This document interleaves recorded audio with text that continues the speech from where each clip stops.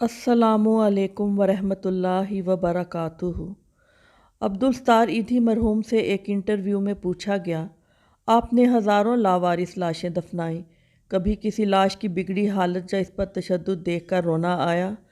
उन्होंने आंखें बंद करके गहरी सोच में गोताज़न होते हुए कहा, तशद्दुदशुदा लाश बिगड़ी लाश तो नहीं, अलबत्ता एक मर्तबा मेरे रज़ाकार एक साफ़ सुथरी लाश लेकर आए जो ताज़ा इंतकाल किए बूढ़े मगर किसी पढ़े लिखे और खाते पीते घराने की लग रही थी। इस सफ़ेद चांदी जैसे बालों में तेल लगा हुआ था और सलीके से कंघी की हुई थी।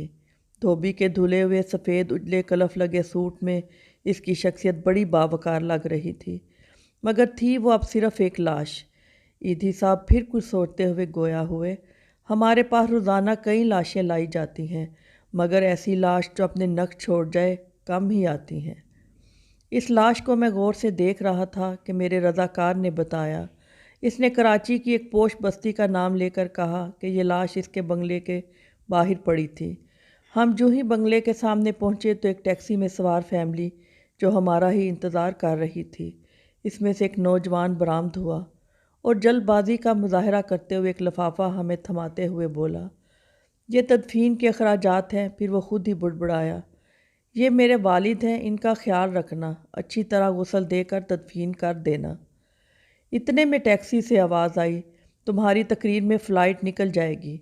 ये सुनते ही नौजवान पलटा और मज़ीद कोई बात किए टैक्सी में सवार हो गया और टैक्सी फराटे भरती हुई नज़रों से ओझल हो गई।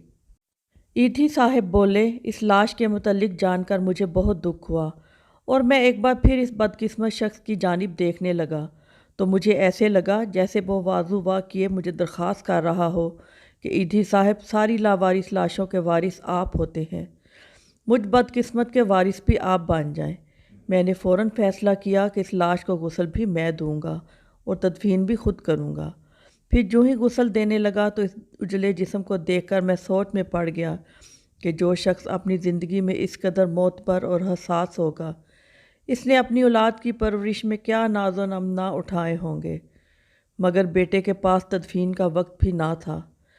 इसे बाप को कब्र में उतारने से ज़्यादा फ़्लाइट निकल जाने की फ़िक्र थी। और यूं इस लाश को गुस्ल देते हुए मेरे आंसू छलक पड़े।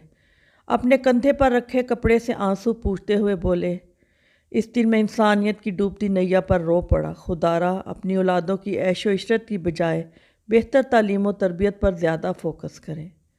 आज की वीडियो आपको कैसी लगी कमेंट्स करके ज़रूर बताइएगा और बहुत सी अच्छी अच्छी वीडियो देखने के लिए चैनल को सब्सक्राइब भी कीजिएगा।